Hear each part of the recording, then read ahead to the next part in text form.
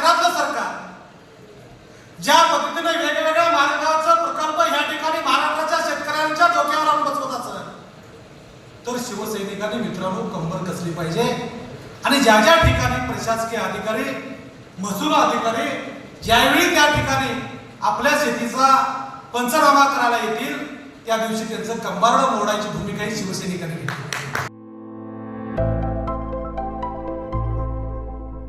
मित्रो, शक्तीपीठ महामार्ग हा ज्यावेळी जाणार ही सूचना ह्या ठिकाणी राज्य सरकारने केंद्र सरकारची मिळाल्यापासून शेतकरी अस्वस्थ आहे आणि मग अस्वस्थ शेतकऱ्याला ज्यावेळी धीर द्यायचा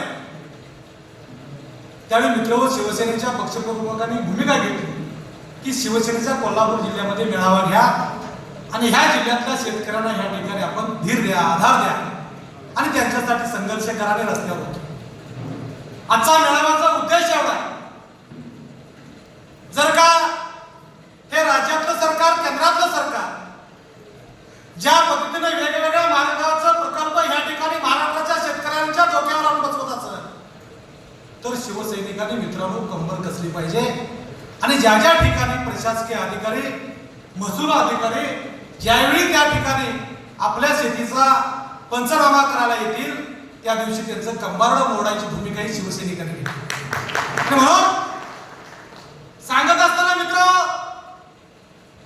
आज रोजी सुनील मोदी साहेबांनी सांगितलं, आमच्या विशाल देवकुळे साहेबांनी सांगितलं की हे राज्य सरकार आणि केंद्र सरकार 100% ह्या ठिकाणी देश विकायला निघाला.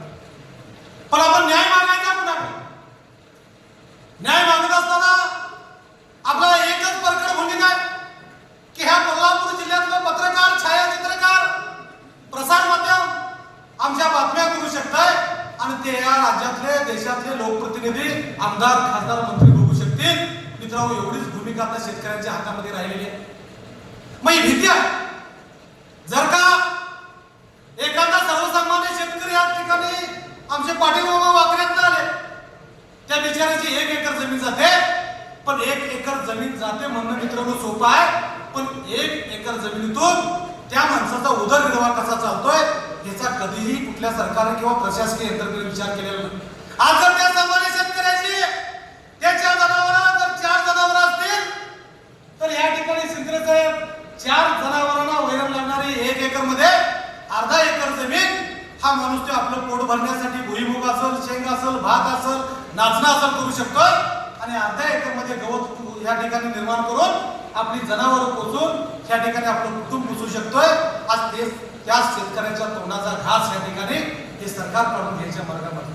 आपल्याला आठवतं काय बघा, गेल्या निवडणुकीमध्ये त्यावेळेचे तत्कालीन मुख्यमंत्री आताचे उपमुख्यमंत्री एकनाथ शिंदे साहेबांनी सांगितलं की कोणत्याही परिस्थितीमध्ये हा शक्तीपीठ महामार्ग रद्द करणार. मित्र, त्यावेळी जनता भाऊक झाली आणि हा शक्तीपीठ मार्ग रद्द झाला. अशा पद्धतीच्या शांत आणि संयमीपणाने आपला शेतकरी राहिला. पुन्हा मित्र निवडणुका झाल्या. निवडणुका झाल्यानंतर पुन्हा तिने अधिसूचनेमध्ये बदल केला आणि कार्यक्षेत्र वाढवलं. बुधाड तालुक्यामध्ये काल या ठिकाणी प्रांताधिकाऱ्यांना निवेदन दिलं आणि त्यातली सगळ्यात महत्वाची मित्र गंमत एक आहे की सरकारच्या सत्तेत असणारे देखील निवेदन द्यायला पुढे आहे आणि यांना लाज वाटली पाहिजे. मी म्हणतो तुम्ही सरकारमध्ये आहे, सत्तेत आहे, निवेदन द्यायला तुम्हीच पुढे आहे, म्हणजे जनतेची दिशाभूल करायची, सरकारनं अधिसूचना काढायच्या आणि आपल्या काही या ठिकाणी बगल बच्चांना सूचना करून या ठिकाणी आंदोलन निवेदन लावायची. अशा पद्धतीची जनतेची दिशाभूल करणारा या ठिकाणी शक्तीपीठ महामार्ग आहे. माझी आपल्याला विनंती आहे, भविष्य काळामध्ये जर शेतकरी वाचला तर आपण वाचणार आहे. शेतकरी जर भयभीत झाला तर आपल्याला जीवनाच्या वस्तूचे भाव प्रचंड प्रमाणात वाढतील, धान्याचे भाव वाढतील आणि आज रोजी सिटीत राहणाऱ्या लोकांना आज रोजी 50 रुपयांनी मिळणारा तांदूळ हा 150-200 रुपये होईल. त्या दिवशी मित्र हो, ह्या राज्यकर्त्यांना शेतकऱ्यांची किंमत कळेल. म्हणून माझी आपल्याला विनंती आहे, इंगवले साहेब आज मेळावा आहे, भोसले साहेब आपण याला संबोधित करतोय, हे सगळं मान्य आहे, पण यावर एकच करावं लागेल की ह्या कोल्हापूर जिल्ह्याचे पालकमंत्री प्रकाश आंबेडकरांच्या घरावर मोर्चा काढावा लागेल, कारण त्यांनी या जिल्ह्याचं पालकत्व शिवार स्वीकारलंय आणि जर मोर्चा आपण घ्यायची भूमिका घेतली तरच आपल्याला न्याय मर्यादित मिळतोय का याची साक्षरता द्यावी. न्याय मागायचा कुणाकडे? जिल्हाधिकाऱ्यांच्याकडे गेलं, फोटो काढला, त्यांनी सांगितलं की मी सरकारला कळवतो. म्हणजे सरकार हेच आणि जिल्हाधिकारी कोण. प्रांतांच्याकडे गेलो, निवेदन घेतात, सरकारला कळवतो म्हणतात. न्याय मागायचं कुणाकडं? म्हणून ह्या जिल्ह्याचं पालकत्व स्वीकारणारे आंबेडकर साहेबांच्या घरावर या ठिकाणी मोर्चा काढायची भूमिका तुम्ही व्यासपीठावर बसलेल्या नेत्यांनी ठरवा. त्याचं सगळं नियोजन गुजरातमध्ये मी लावतो. एवढीच विनंती या ठिकाणी करतो. आणि ज्या ज्या ठिकाणी मित्रांनो एवढंच लक्षात ठेवा, माझी जमीन नसल, मी कोल्हापूर सिटीत राहत असल, मी पुण्यात राहत असल, पण ज्या दिवशी शेतकरी संपल त्या दिवशी आपल्यावर येणारं प्रचंड फार मोठं संकट असेल ते मित्रहो कोरोनाच्या पेक्षाही भयानक असेल, लॉकडाऊन पेक्षाही भयानक असेल. त्यावेळी आपल्या शेतकऱ्याची किंमत कळल. त्यामुळे माझी आपणाला विनंती आहे, पत्रकारांना विनंती आहे की शेतकऱ्यांना धीर द्या, शेतकऱ्यांना आधार द्या आणि ज्या ज्यावेळी शेतकरी रस्त्यावर उतरल त्याच्यासोबत त्याच्याशी पाठीशी राहा अशी विनंती करतो. सर्व शिवसैनिकांनी थांबतो. जय हिंद, जय महाराष्ट्र.